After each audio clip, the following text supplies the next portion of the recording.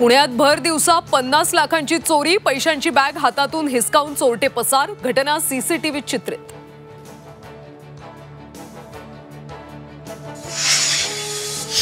राज्यात बनावट नोटांचा सुळसुळाट, गेल्या 5 वर्षात 1,40,00,000,000च्या बनावट नोटा जप्त।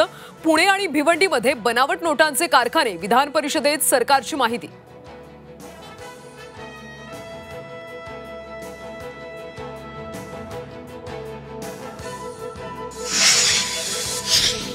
मराठी अर्ज स्वीकारण्यास नकार देणाऱ्या बँकेची माफी, मनसेच्या दणक्यानंतर नागपूरमधल्या युनियन बँकेच्या मॅनेजरचा माफीनामा।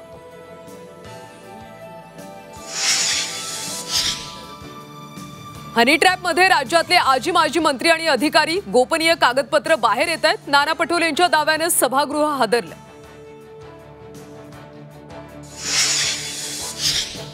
राज्याच्या राजकारणात आणखी एक नवी युती, शिवसेना आणि रिपब्लिकन सेनेची युती।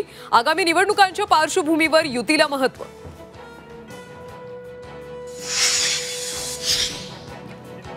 जम्बो कोविड सेंटर घोटाळा प्रकरणी सुजित पाटकरांना दिलासा, हायकोर्टाकडून सुजित पाटकरांना जामीन मंजूर। अहिल्यानगर महापालिकेत 400 कोटींचा भ्रष्टाचार, संजय राऊतांचं मुख्यमंत्री फडणवीसांना पत्र। लोकप्रतिनिधी, अधिकारी, ठेकेदार मिळून मनपा लुटतायत, संजय राऊतांचा आरोप। औरंगाबाद, उस्मानाबाद नंतर आता आणखी एका शहराच्या नामांतराची मागणी। खुलताबादचं नामांतर रत्नपूर करा, आमदार संजय केणेकर यांची मागणी।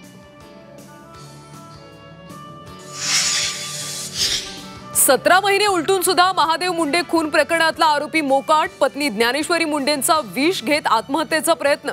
जिल्हा रुग्णालयात ज्ञानेश्वरी मुंडेंवर उपचार सुरू।